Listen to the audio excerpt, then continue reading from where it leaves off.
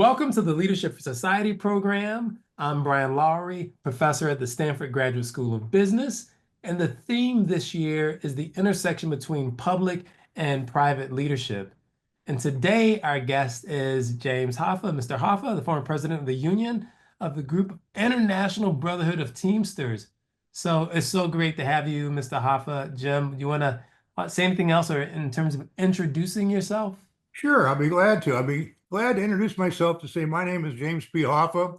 Um, I'm president of the Teamsters Union. I was president, just retired, and I was president of the Teamsters Union from 1998 to 2022, 23 years. A great experience. And prior to that time, I practiced law for 25 years in Detroit.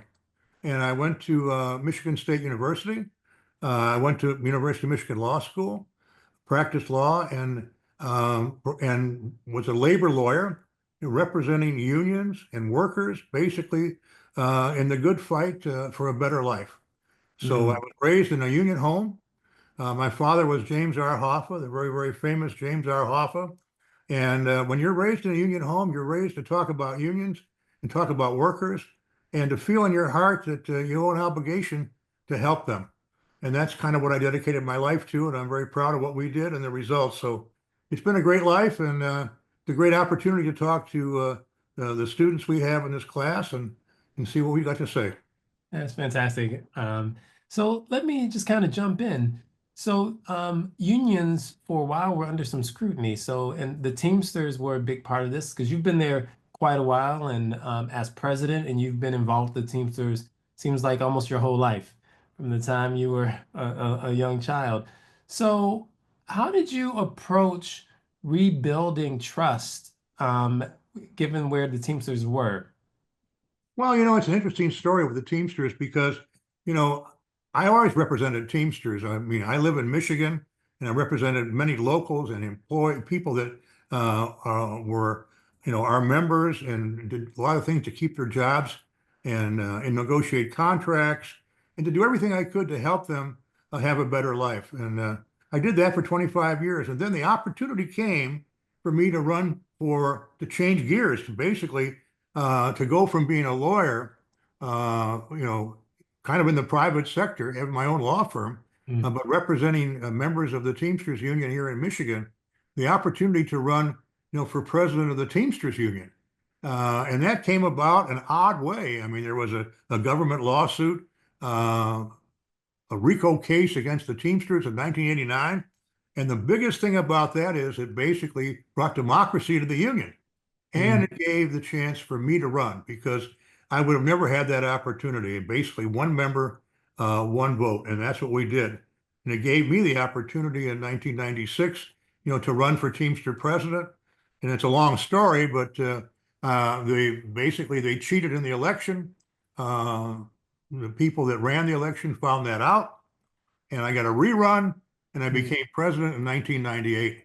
And then from there, it's the rest is history. But those Mm. were very, very tumultuous times because the fellow who had it, Ron Carey, was the period before. He had divided the union, and it was my job, as the new Teamster president to pull people together because Mm. I told people that said, we cannot be divided. We cannot be fighting each other, and we've got to be together in the fight that we have, against to keep the progress we've made for American workers. So that was a Mm. tremendous battle, and that was the battle that I had. But it was a great story because I reached out to those people that were maybe against us and said, look, do you want to be part of something new? Do you want to be part of a new union, a union that is united and strong? Because before that, we were divided. We were brother against brother, sister against sister, local union against local union, which was horrible. And Mm. finally, we pulled people together. So 1998 was the rerun. We won that. But the biggest thing happened was 2001 was the first election we had, which I got the remainder of the term of the predecessor. And Mm. we were very successful in putting together, basically a powerful union that is united.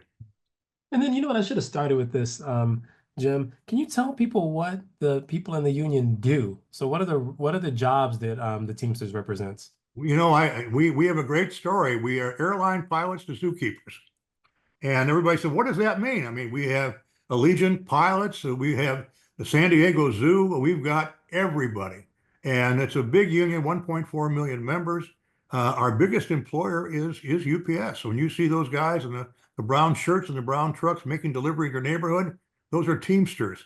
Mm, And we've got, uh, like I said, zookeepers. We've got, people that are blue collar working for universities. We've got people that at Costco.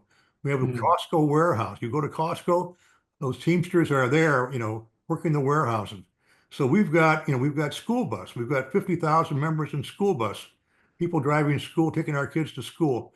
Those are the kind of things that we've done. So we're a big union, and we're also 1.4 million members in Canada and the United States. wow. Wow. So I'm happy you brought up the size of the union because one of the things that's been big in conversations about union is the kind of steady decline in union membership since the 80s, right? So what is it that you attribute that decline in union membership to, at least in the US? Well, I mean, that's a big question. The Teamsters have remained strong and big because we organize and work very hard. And we're in an industry that's an industry that, basically we're out there doing the work that we're out delivering, driving trucks. We're out, whether it's a school bus, whether we're working blue collar at a university, we're out there every day. And we've been able to be aggressive organizers. Yes, other people have gone away, but, part of it is automation, part of it is AI. There's so many changes going on right now. Mm, It's hard to keep up right now. And none of them, and a lot of people that are in other unions have a hard time because I'll give you an example. When you watch an example, they have these ads on, for a car, and you'll see a car being made. What do you see? A bunch of robots, nobody, no one person in the picture. Watch the next time you see that. mm, So that is really something that's really hurting people right now. And but I will tell you this, the effects of unions are tremendous because we're the ones that set the standards. We're the ones without unions, you wouldn't have the 8-hour day. You wouldn't have paid vacations. You wouldn't have health care. You wouldn't have the things that most people take for granted today. And because we have it, other employers that want to remain non-union have to provide that so that they don't get unionized. mm. I'll give you an example right now. We've got a company called Corwell. I'm here in Michigan right now. We just organized 9,500 nurses. 9,500 nurses. That's incredible. Mm. And because they couldn't get a fair shake. They were having asked to do more work, uh, you know, work harder for less money, less shifts. Think about that. People, you go to the Mm. hospital, you get good care, and they're cutting the staffs, making them work harder and harder for less pay. And they joined the Teamsters Union, and we're working on getting a contract right now. That's a good example of what we do. Yeah, that's great. So one of the things that, as I mentioned, this is about the intersection of public and private leadership. And one of the things that I find really interesting about unions is where they sit relative to like government on one side and private industry on the other. So like regulation and private industry. So how do you see the relationship right now between labor and management or labor and private industry? Because often it's talked about as a adversarial relationship. Like, how do you think about the relationship between labor and management or labor and ownership? I've been doing this a long time. I can tell you that, you have relationships, but overall, I don't think it's ever been a time when there's been so much adversarial work of people not wanting to work together. This idea that there's some kind of a kumbaya out there of everybody work together, it's not true. The employers are vicious. They do everything they can to fire people who are organizing. We just had people fired at one company we organized. The first thing the employer did was to fire all of our people. Mm, That's the way to stop an organizing campaign. That's going on today, right now. So the idea that things are going great is it's tough out there. And they need mm, strong unions right now to fight and to have connections with politicians and everything else to make sure we have strong laws so people can keep their jobs. And we got an NLRB that we can go to. Somebody can intervene to protect those people that have got fired. mm. What's now, how do you think about, or where is the relationship between labor and government right now? So you rely on government to some extent. Like, how do you think about that relationship at the moment? Well, unfortunately, that comes and goes, Republican, Democrat. Mm, It's that simple. When you have um, a Democrat in there, you have a good relationship, you have an NLRB that's pro-labor, that protects workers when they get fired, and basically opportunities to organize, things that make people a level playing field. And then all of a sudden, the Republicans come in and they reverse everything that you've done for the past 4 years or 8 years, working with the Democratic administration, whether it's Joe Biden or whether it's Barack Obama or whatever. So it's basically back and forth and back and forth, and it's very, very difficult. Like right now we have, Donald Trump. He's in there. He just changed the NLRB completely.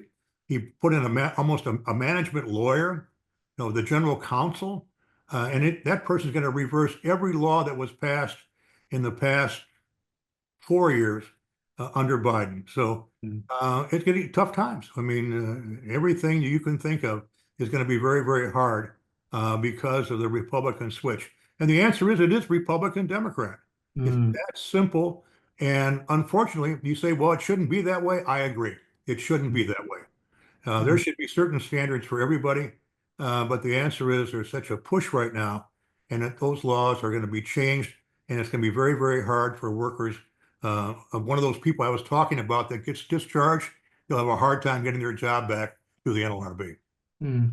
So, it's interesting, the politics. I want to stay on this for a little bit because I believe you were vocal about the unwillingness of the Teamsters after you had to step down to endorse Kamala Harris for president. I believe that you expressed some concern about that. And I just wonder, given that you do get changes, the Republicans come in, Democrats come in, what would you say to someone who says you should work with both parties because there will be Republicans in office, and if you seem as if you're just with the Democrats when the Republicans come in office, your membership isn't gonna prosper. Well, I think the question is okay, let's assume Donald Trump won the election. And the current leadership, for some reason, said they weren't going to endorse Kamala Harris and basically went neutral, which is the same thing as endorsing, Trump. And Trump constantly says, "Oh, thank God for the Teamsters, getting me elected and all that stuff."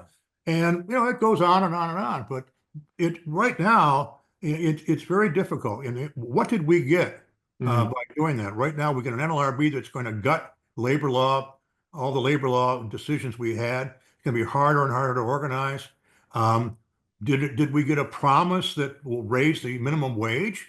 No. There's a thing called the PRO Act, which has been in Congress for last couple of years. Did we did a guarantee we would get the PRO Act passed?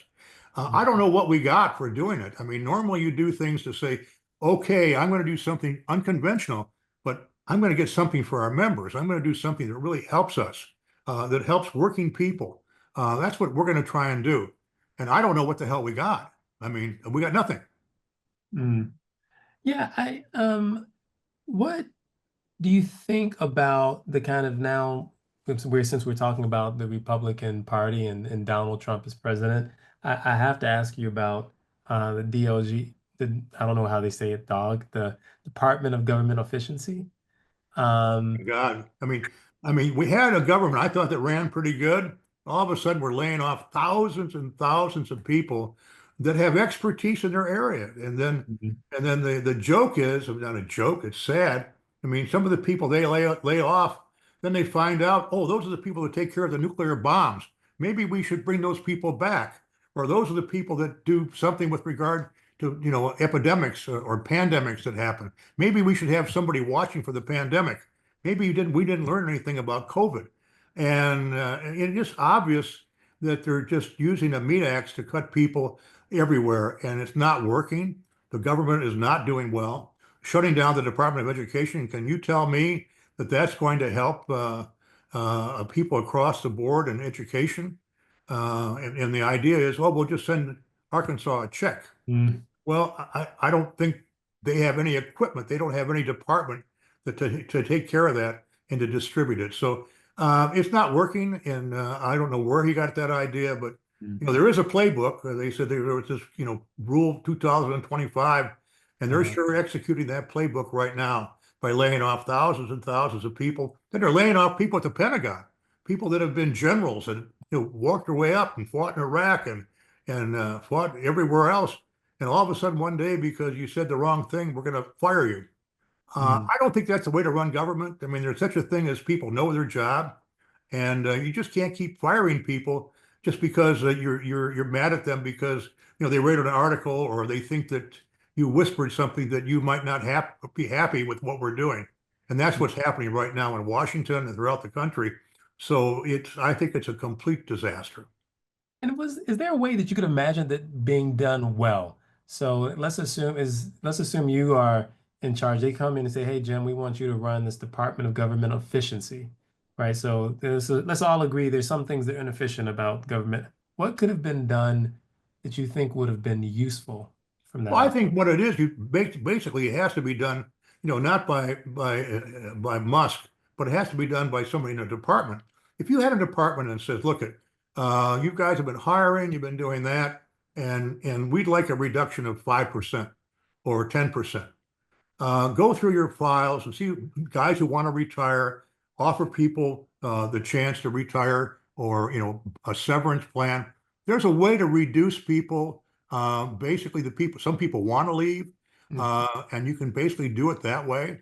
And that would have made sense to me if that's what you want to do. If you say, okay, this department's got, 200,000 people, we want to have 180,000.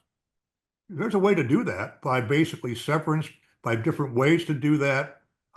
People retiring and put a freeze. Don't hire anybody for a while, and mm, basically move people around with expertise. There is a way to do it, but not take a meat axe and just start cutting hundreds of thousands of people. And then the joke is we find out, oh, this guy runs the COVID program. Maybe we need him.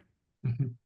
And then I also wanted to ask you about tariffs. So one of the arguments for tariffs is that it's about bringing, in some sense, jobs back to the U.S. I mean, now, of course, we can talk about the particulars of the tariffs. Let's put that aside, like if they were done well. But what do you think about, I'm curious what you think about using the government to try to create shifts in international trade so that there are more jobs in the U.S. What do you think about government's role doing that?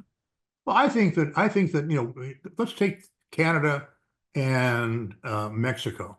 We have what's called NAFTA. And I've been opposed to NAFTA because basically employers know that they can make the same product that they make here in the United States cheaper if they go to Mexico.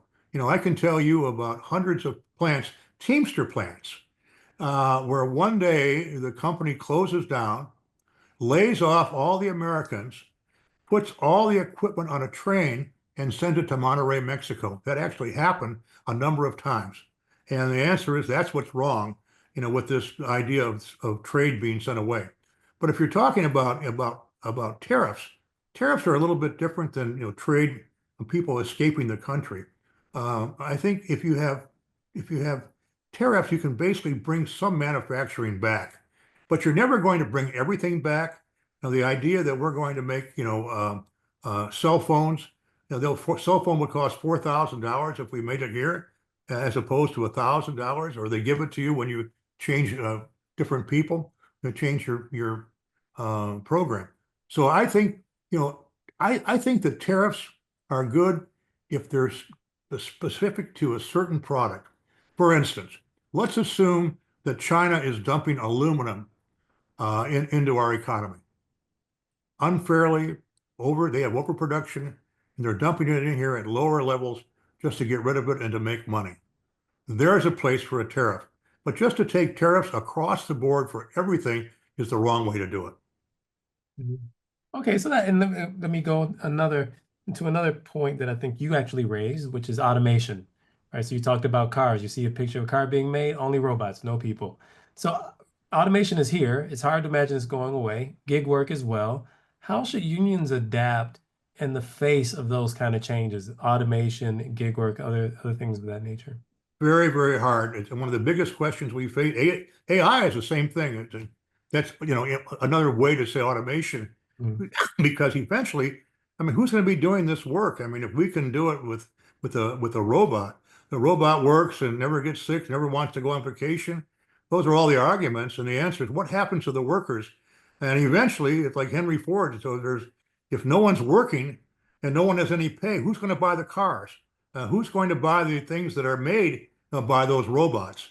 I think that's the question that we should be asking ourselves. right now. And so, how does that work?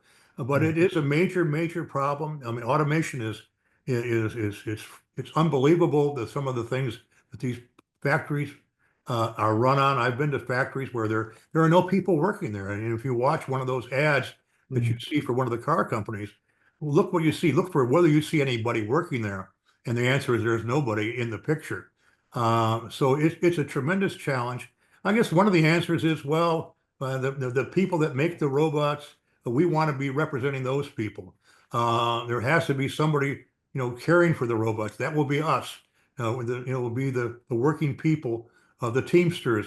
We have one plant in Minnesota, completely automated, but we at least are the ones that maintain the plant, maintain the automated machinery. We're the ones that help install it. We're the ones that do different things. It might not be 100%, but at least it's something. hmm And so this is a kind of a general question here. What's the future of unions? Because in this case, like I think what happens with the robots is, yeah, there are people who are maintaining them, but those kind of blue collar worker, the jobs that provided living wages, you could argue those are going to go down, right? There might be jobs, but I don't know how many of those jobs there will be. And without significant numbers, unions, you could argue, are going to be weakened, right? So, like, what do you think is the future of union membership? I think it's going to be, that's a great question because there is going to be a different thing. Let's take the Corwell issue I just talked to you about. 9,500 nurses. That's something new. You think of, those are nurses that are not getting a fair shake. They want a union to fight for them. There's a good example of, well, what are the new workers going to be? Maybe they're being replaced by robots when they make cars, but maybe they're nurses. Maybe they're people that do other jobs that maybe we can't think of right now. People that blue collar jobs, people that maintain places. Just think about all the different jobs. And that's a good example. Think of airline pilots. Now you could have an automated airplane, but I'm not getting on that airplane. But you can think of that. There's a good example right there. We're organizing people there. The service industry. Mm, We're organizing people in the service industry left and right in places like Atlantic City and Las Vegas. And look at Costco. You go to a Costco store, it's packed with people. The Teamsters are out there with doing the warehouses to make sure the warehouse material is there for to put in the stores. So it's going to be different. The type of people might not be the people that we had 30 years ago, but hopefully, whether it's school bus or whether it's Corewell, the nurses, there will be a different type of people, and hopefully they'll be represented by unions.